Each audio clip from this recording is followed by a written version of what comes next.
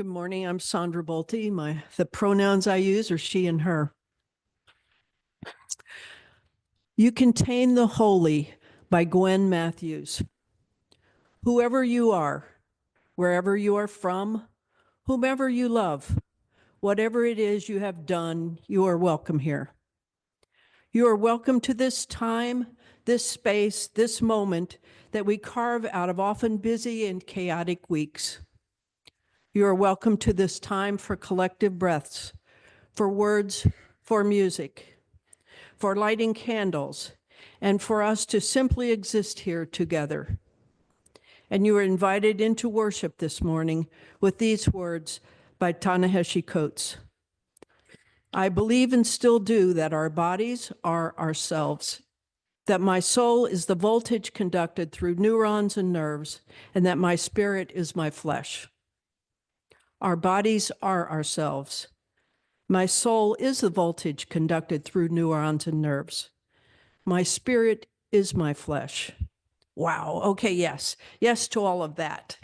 The essence that is you, that spark of life, is in your body, is of your body, and you are divine.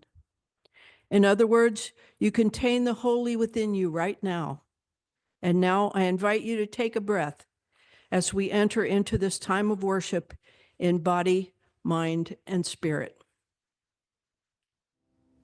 This is a really snazzy looking box. I'm really looking forward to it. It's a little further apart. I wonder if there's any young people out there or younger at heart or feeling like you want to come up, anyone of all ages, you want to come forward for our time with the Wonder Box this morning. I need some help because this one has a pretty strong lock or a little latch on it. And I'm wondering if someone would like to open the Wonder Box this morning. Yep. Right from the bottom there. Oh, nice. Yeah, see, it's pretty. There you go. You want to pull it up here? Perfect. Yep. Oh, thank you. Okay, you can go sit down. This is great. Thank you. Oh, yes. Yes, you know what we're talking about today with the adults? We're talking about gender, which is, what is that again? That's about like boys and girls and other ways we describe ourselves regarding our gender, yes. And one of the things you may have heard, has anyone ever told you, oh, you can do anything? You can do anything when you grow up, or yeah, you've heard that. You've heard that? Yeah, I bet. And and has anyone ever said like, oh, well, something I heard a lot, and I know a lot of women of my generation heard, that you can do anything a boy can do when you grow up. Have you ever heard that? Or maybe older adults have heard that too. So, and that starts often when we're really little. We're told what we can do, and sometimes we're told if we're not male, if we're not men or boys, we're told that in relationship to boys. And so I want to walk us through a couple exercises to think about what we can do and what you like to do and how we can continue to do things. So if I had a really good sound effect right now, we'd have the recess bell. And how many people love recess? Do you like recess? Do you go to school for recess or like playing outside? So what are some of the things you like to do at recess? Yes. Chase boys. Wow, we talked about that a little bit. Playing right into my talking points, sort of. Kid boys, of course, of course. Other things people like to do on the playground or in the recess. Anyone like to do? Yep. Play with dirt. Okay, I love that. What are other things you like to do? Anything you like to play at recess? Yeah. Oh, there's this game that I don't know about, but it's got like this almost like octagon, like UFC fighting ring, but it's actually more like you kick a ball or something. Gaga ball? Oh, that one I think is popular. Foursquare. Are there any things you're not allowed to do that other people are allowed to do? Like only boys can do this thing or only girls can do this thing on the playground? Yeah.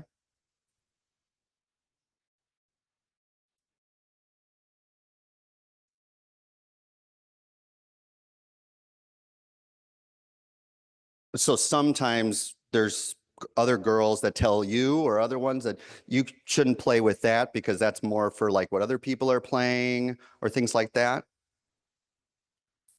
They're being exclusive. Big word. Thank you. Yeah. So sometimes there's things like that. But as time has gone on, I feel like the recess has really played out into being a more democratic space. It's when we get a little older as adults, things can get a little more tricky. So, okay, now we're all in high school or maybe middle school. I don't really remember. It's career day. How many of you have had one of these at any of your ages? Maybe not yet. Maybe fifth grade. Okay, someone out there has had a career day in high school, maybe, or middle school, maybe. And people come in and they talk about things. What are some of the careers that you have been told that you can do? What are some of the careers that you can do when you grow up? It can be any career, yeah. A flight attendant, excellent, excellent. Other things that you've been told, you'd probably be good at that. It could be not something you actually did, but garbage man, yeah. What? Yeah, back there. Secretary, how many have been told you'd be a great secretary? Okay. Other things that people, yeah. Teacher, okay. Nurse, excellent. Other things that you were told you should probably do that when you grow up. A mother. Oh, yes. How many of you have been told when you're older, you'd be a great mother, or you should be a mother? That's another one. Okay. Have you ever been told, have you ever wanted to do something that you weren't sure if you were allowed to do? Yes. A veterinarian. Oh, I need a new veterinarian. I was just talking to someone. I hope you're not watching online. Other things that you've wanted to do maybe, but you're not sure if you're allowed to do that. Yeah. A band director. Maybe you didn't feel like that was something that you didn't see a lot of people like yourself doing. Okay. Other things? A doctor. Yes. Work at NASA. Yes.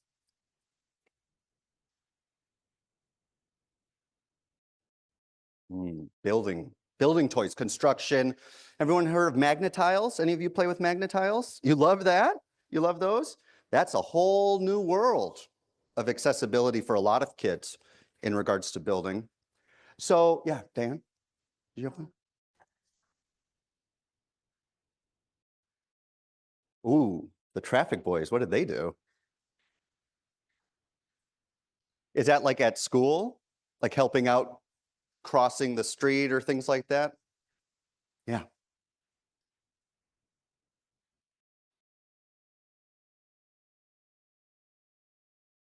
Your partner wanted to be in the Naval Academy, but was told that girls can't be in the Naval Academy. How do you feel about that? We got some thumbs down on that one up here. Yeah, yeah. Yeah, a geologist.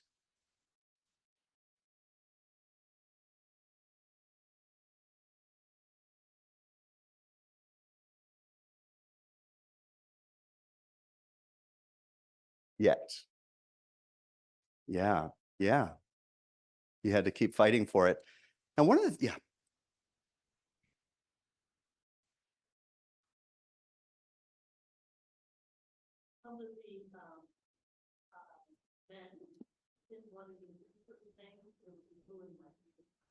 Oh, didn't want to do things that would ruin your beautiful hands. Yeah, getting that dirt. Who plays in the dirt? That was you, right? Yeah. What were you going to say?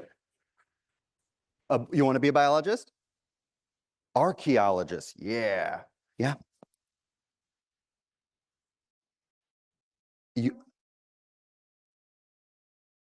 Oh my God. Wait, you already found 3 different types of fossils?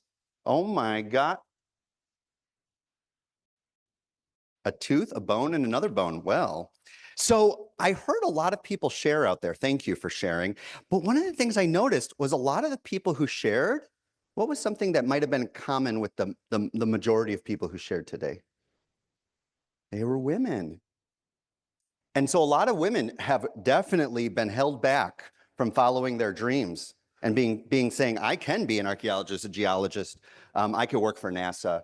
But their minds were told, this is what you can do. MRS degree, secretary, this, right? And you know, and sometimes all of some of you girls and young women will be having those same pressures against you. But I wonder if there's also disappointment in some of the hearts of men for careers you didn't even think you could consider.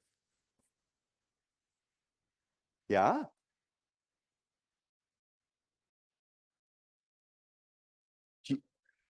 A stay-at-home dad. How amazing an opportunity for your kids to have that kind of support with their dad. What a great thing. So I know that there are men who got into a career and had a successful life and never gave themselves space to picture some things that maybe was different from a garbage man or an engineer or a doctor or things like that. Can anyone think of like maybe something, if you're even wanting to say about your own life or someone else's? Yeah.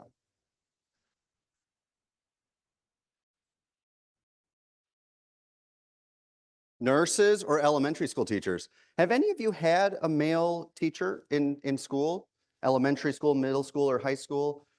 What was it like having, especially if you're a male, but anyone, what was it like to have, do you remember the first male teacher you had? John Butler, fifth grade. And what happens when we see a person in a role like a elementary school teacher or a nurse? It can really change things. So not just for women breaking through into more access to all of the professions, but also men. Again, in this is overly binary. In this instance, gender is a deep and beautiful rainbow of colors. But men who self-impose often, or familial, their family imposes also kind of a rigid thing of what you can do and what you can't do. So what can we do about it? Well, keep asking questions. Well, why not? Or why, if you're having feelings or you're telling yourself, I can't be that or this, yeah, fight for your rights. Oh my God, that would be a great Beastie Boys moment right there, to party. But I also think how we involve ourselves in community this year can really say a lot about what we value and what we're interested in. You know, even if you're already in a career or in a job, or you're beyond job and you're lucky enough to retire, you have so much time in a world where we feel like we have no time. There is still time to take a breath and to consider what is something that would make my heart happy. And sometimes that's about investing the time we do have with the people and on the subjects that really make us feel great. So maybe you never were an elementary school teacher, and maybe or maybe or maybe you didn't have children, or if you did have children, you weren't as able to be as active because of careers or whatever. You still have opportunities to spend time with kids, to nurture young minds. Um, you could have time, you could volunteer at hospice. You might not be a nurse, but there are ways to volunteer and do more things to be around people in a medical setting. So I hope that we're going to continue to think about that, the ways we're involved as we go into our classes today. But what I'm grateful for, whether on the playground or in our jobs or just how we spend our time, here at UUCCI, we affirm that truly all of us can do anything, whether a girl can do, a boy can do, any person of any gender can do. We can do that because we see you for the wholeness and the beauty that you are. All right? So we're going to sing you out to your classes now. Will you sing with me?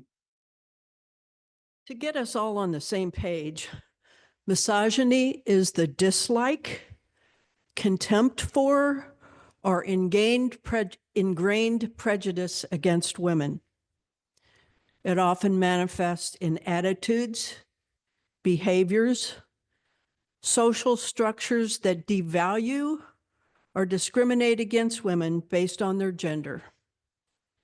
It can range from subtle bias to overt acts of violence and oppression. Teachers called on boys 3 times more often than girls. Boys will be boys. That's how boys are. Good girls don't have sex when young. Boys are encouraged to sow their wild oats, keeping score of their conquests. Only men can make good decisions. Women are too emotional. Boys are smart. Girls are just aren't good at science, tech, engineering, and math. Degrading comments about women are just locker room talk. Boys are strong, girls are weak. Women are paid less because their work is worth less. Coaches insult boys by calling them girls. When a girl says no to sexual advances, she doesn't mean it or it doesn't matter. It's a real shame to hurt a guy's chances to get ahead. Think Clarence Thomas, Brett Kavanaugh, especially if he only hurt a few women. Girls alone are at fault if they get pregnant. They alone bear any burden. Girls should go to college only to get an MRS degree. Girls can grow up to be moms, teachers, and nurses. Men have to feed their families, so best jobs and pay should go to a man. Never embarrass a man. Their egos are tender, so women should build them up. Only men can manage money, so women cannot have credit cards. Only men should own property. Only men are smart enough to vote, let alone to run for office. The little woman behind the man. Mormons teach that women will only have a place in heaven through their husband, and that place is at his feet. Catholics revere men, and the women should serve and help them. There are 7 sacraments for men and only 6 for women. Strong men never back down, thus they get stronger. Women have something to gain if their man is strong. If he hits her, it was her fault for provoking him. Everything during my lifetime has been about distinguishing the genders. Men should have rights, and women should depend on the men to give them what they think she needs and deserves. We want to know the gender of a baby first off so we know how to treat them. Transgender people blow up the roles and rules and confuse us and make us uncomfortable, so they need to be eliminated or controlled. It's little wonder in my mind how we got to this place of toxic masculinity. We've been learning it all our lives through our institutions and language. Once we hear it, it lives in our subconscious forevermore. Then when the loudest voices say this stuff aloud and often, it all comes to the surface with followers who can now say it too. They feel strong and powerful. Like all biases, they are often little voices we might not even be aware of. Men and women all have biases against women, even if we think we don't. They sneak into decisions, and unless we're willing to dig them out and really look at them and deliberately try to change them, they will persist. Reading excerpt from For the Love of Men, A New Vision for Mindful Masculinity by Liz Plank. When the expectations set by society for men are rooted in lies, it creates expectations they can't fulfill. Through my conversations with men, it became clear that most common consequences that all the masculinity myths share could be summed up in one word: shame. Men felt shamed that they weren't attaining the unrealistic tenets of masculinity, and that shame was rarely discussed among themselves because that's precisely how shame works. The experience of male shame starts early. A Perry Undem survey showed that 3/4 of boys reported feeling that they have to prove that they are physically strong and play sports, and that 82% of them reported hearing a man in their family or their peers humiliating boys by telling them they were acting like a girl. A third felt a pressure to hide their emotions if they felt sad.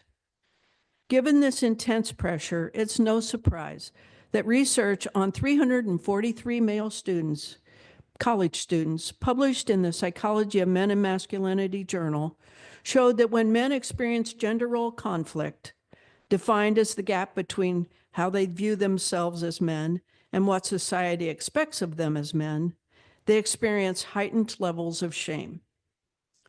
The way we raise boys creates shame that leads to inevitable dysfunction into adulthood. This idea that masculinity mysteriously strips away the basic human need for vulnerability, closeness, intimacy, and connection is not only untrue, it also leads to an internalization of shame when men have those needs and an inability to properly manage them. This means that some of the aggression we associate with men may not be due to their nature, it's due to the way we raise them. The patriarchy doesn't just convince men that they don't have emotional needs. It also leads men to feel embarrassed when those needs naturally occur, which leads those feelings to come out in other, less productive ways.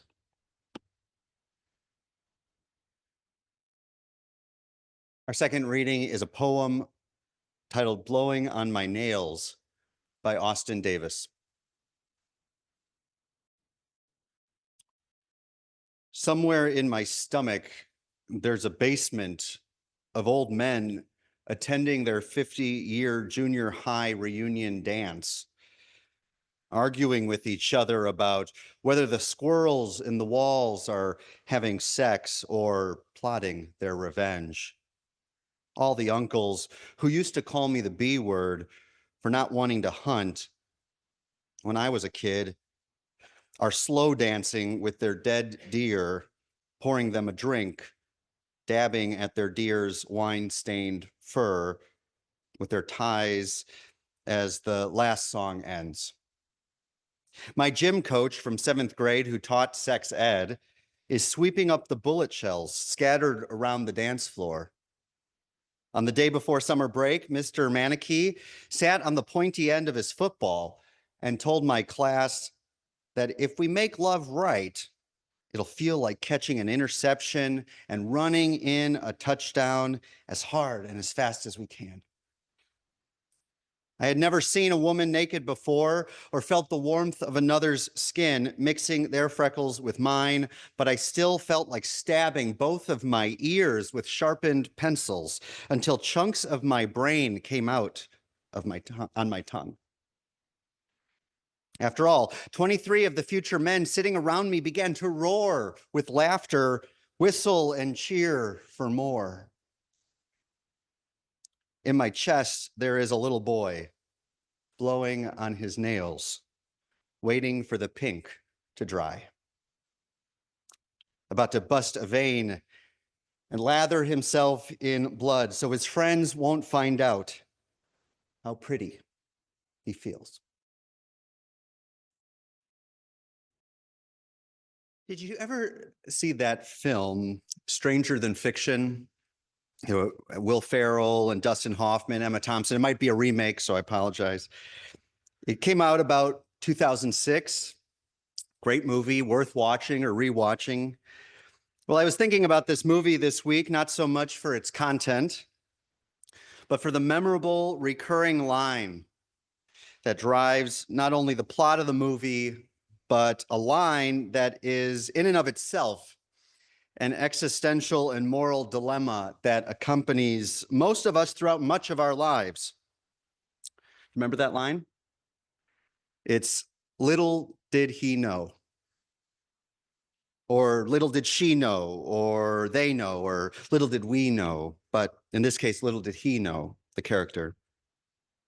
The line almost requires an ellipsis, dot, dot, dot. Little did he know. Anyway, we'll come back to this, but I lift it up because it raises two realities. The first is that sometimes we aren't aware of what we don't know. And second, that our unknowing, whether individually or collectively, impacts our sense of responsibility or accountability in a given situation. This literary motif, little did he know, popped into my head this week in part because I was considering another familiar, related, but distinct, in this case, question, which is the title of this morning's sermon. How did we get here? As a busy father, inundated by the fast pace of life, I sometimes ask this to myself, along with questions like, where did I put my keys and what day is it? But how did we get here is less about absent-mindedness, and instead it raises larger questions regarding the cause and effects of our actions and those of others, actions both small and large, those recent and from long ago. Asking how did we get here, especially as time goes further along, leads to an almost snowball effect of disorientation, or at least complexity, wherein our life or our place in life can seem unrecognizable to how it was just a year ago, or 4 years ago, or 8, 16, or 50 years ago.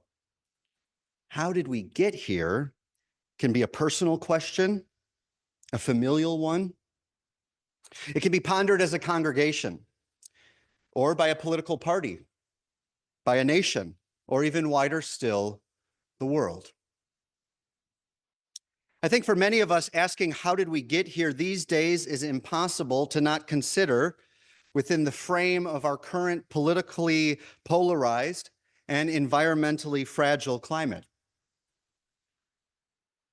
Especially in the horrifying events of the past few days and weeks and months. With the rise of authoritarian behavior, the signing of draconian executive orders, and the promise of passing further dehumanizing legislation in the days ahead, many of us may feel like we are living in a nightmare. The fires may make it feel even more like an apocalypse, with no end or relief in sight.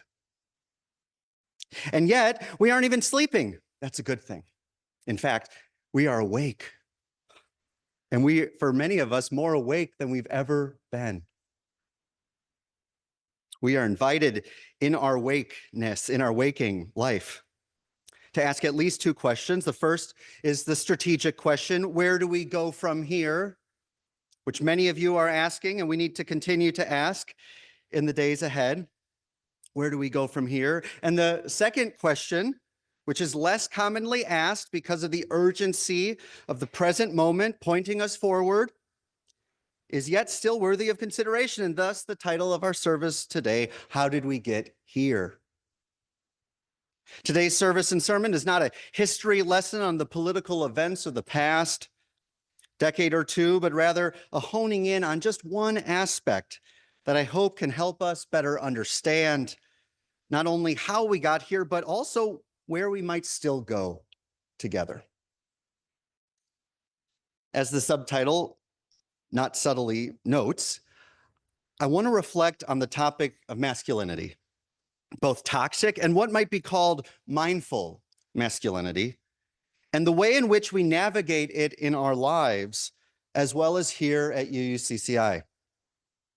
I want to do so not just because I see the harm and violence done to women and trans people and other marginalized communities due to toxic masculinity, nor just because I am raising daughters and feel I should be addressing issues that relate to gender inequity, but because I believe on a deeply personal level, as one who identifies as a cisgender male, that I have caused harm and have been harmed myself due to the lies I have been told about what it means to be a boy or a man and what it means to be in relationship with people of all genders and backgrounds.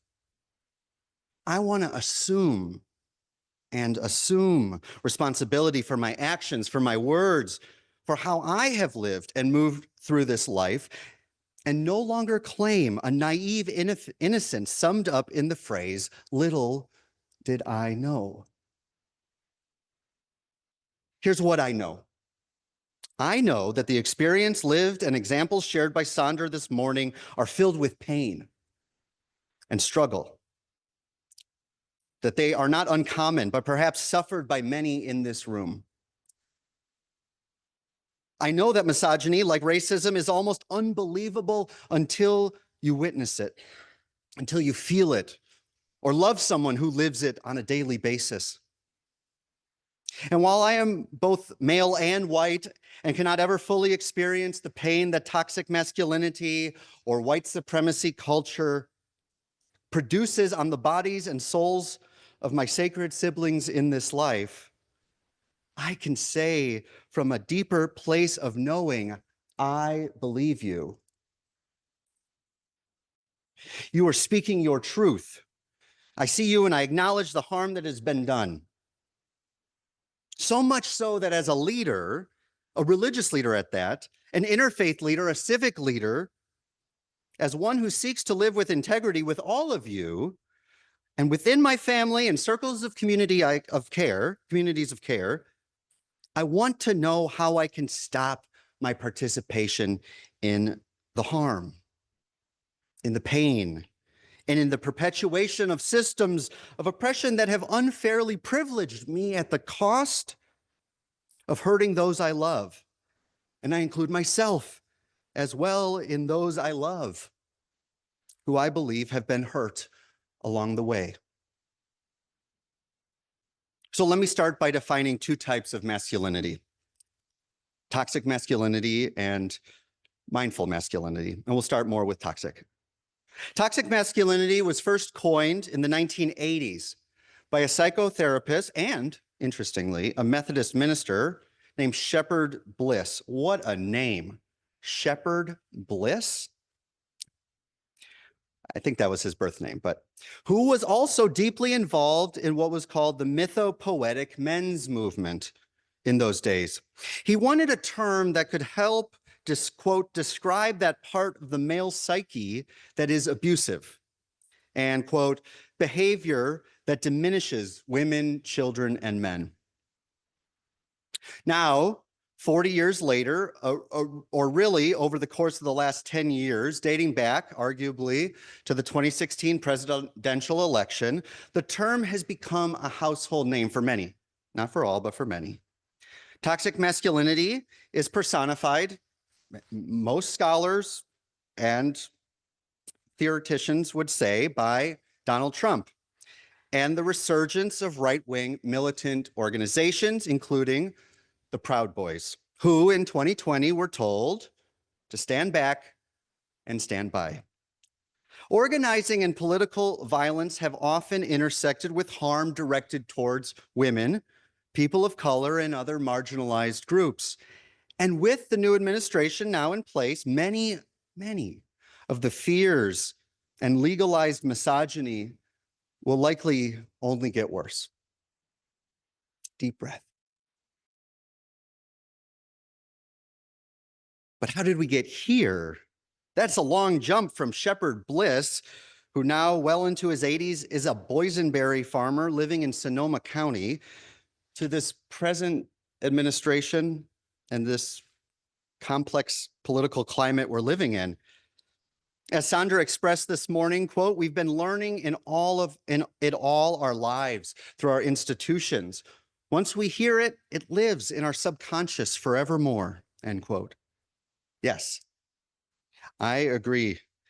You and I, we have all heard these messages all our lives, no matter how progressive an upbringing we may have had. Generationally, the conversations have shifted for some of us, but misogyny, like white supremacy, will not go quietly into the night. While many shifts have occurred in parenting, gender roles, and LGBTQ justice movements, a huge chasm remains between where we are and where many of us want to go. I remember growing up in a very progressive and affirming home. I was encouraged to pursue my passion for the arts and was not forced into sports, although I did go to one day of freshman year football and practically ran out of the locker room and never came back. And although I love sports, I never felt the pressure to do so, but I found other ways to express myself. And yet, even with that upbringing, as so many boys and teenagers, as parents of or family members of boys as well, and I know all too well, we do not come of age in a vacuum or live in a vacuum. We live in this hyper diverse and yet deeply opinionated and entrenched society where often binary logic, power, and self-determination are valued, if not glorified. And we don't even have time today to discuss all the messages from the media and social media. With all of these complicating and conflicting messages, with many young boys and people of different genders, no matter their upbringing, can face real existential questions about their identities in and of themselves and in relation to the people in their lives. Our second reading illustrates one young man's journey with masculinity. Austin Davis wrote his poem, Blowing on My Nails, while a student at Arizona State University to describe the tension he felt growing up. In an interview he did with a local radio station, he shared, quote, like a lot of boys, I think I was exposed to a certain amount of toxic masculinity in school and in the wider world. As I've lived longer and longer, I've begun to become more and more interested in masculinity and its relationship with mental health and how we can cultivate a culture of positive masculinity. This culture of positive masculinity is what writers and activists like Liz Plank are working on to foster. In her 2019 book, For the Love of Men, she uses the term mindful masculinity to express the same longing for a growing movement that includes men, especially cisgender men, to not just refrain from perpetuating toxic masculinity and misogyny, but to actively shift culture to make room for new ways to live with masculinity in society. She lays out the stakes in the very first sentence of the very first chapter, the introduction in the book. Quote, although the news often focuses on the threats of terrorism, natural disasters, and nuclear war, there is no greater threat to humankind than our current definitions of masculinity. Let me say that again. She proposes, although the news often focuses on the threats of terrorism, natural disasters, and nuclear war, there is no greater threat to humankind than our current definitions of masculinity. While admitting it is both a bold statement that some might find overblown, her book, some of our lived experiences, such as the ones that Sandra described earlier, and our analysis of our current local, national, international political realities provide compelling evidence for it possibly being true. I mean, think about it. Like white supremacy, what more nefarious and effective means of destruction can there be than infiltrating the very psyches, often subconsciously, of billions of people to live with a bias that one is just superior than another. And as such, control or power or domination over the other is not just possible, but natural. In this sense, you don't have one person with the nuclear codes, but billions of people who can perpetuate harm on the conscious or unconscious, whether conscious or unconscious, with conscious or unconscious prejudice and privilege they place on gender, and I would extend that to race. Sandra ended her reflection speaking to these systemic messages that infect not just young boys, but men, girls, women, and people of all genders. She concluded, quote, like all biases, they are often little voices we might not even be aware of. Men and women all have these biases against women, even if we think we don't. They sneak into decisions. Unless we are willing to see them and deliberately try to change them, they will persist. End quote.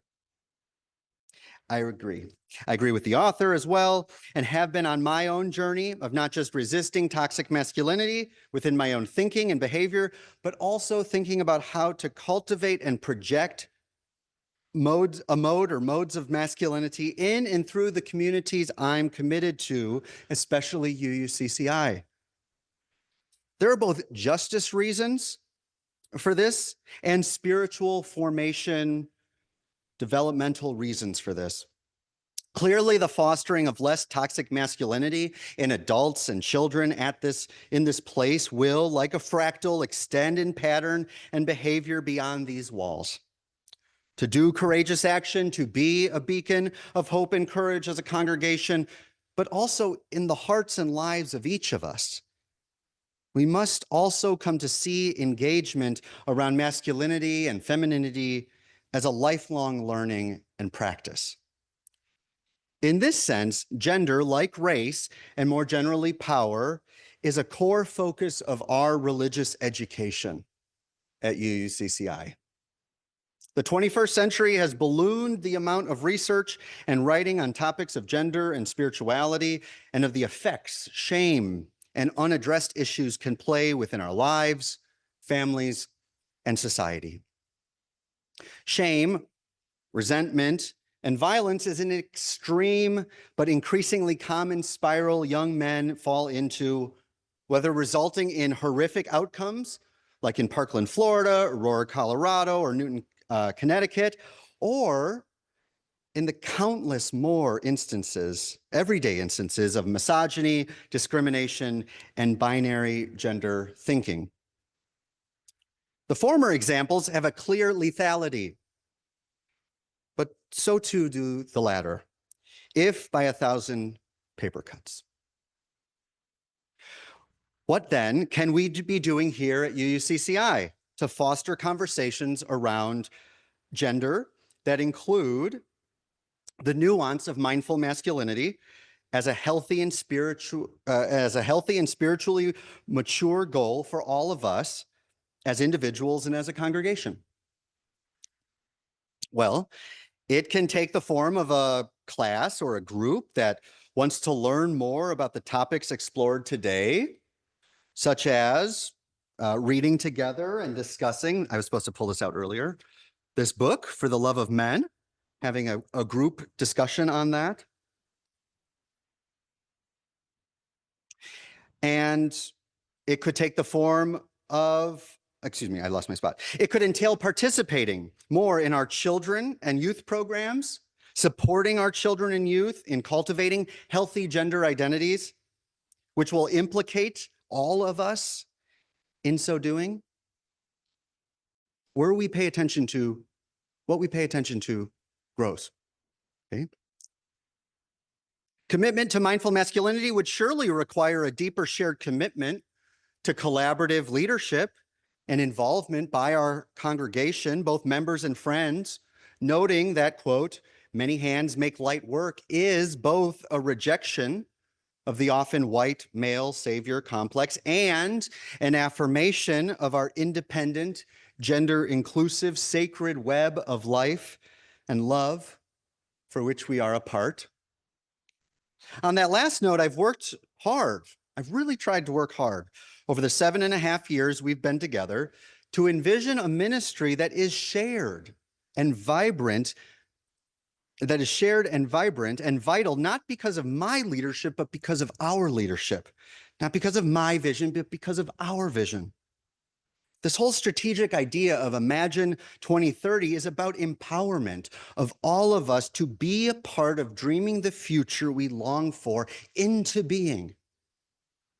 Imagine 2030, or any stated aspiration, is a laying out our hearts vulnerably by naming what is most precious to us and hoping that together we can weather the journey of struggle, disappointment, and achievement together.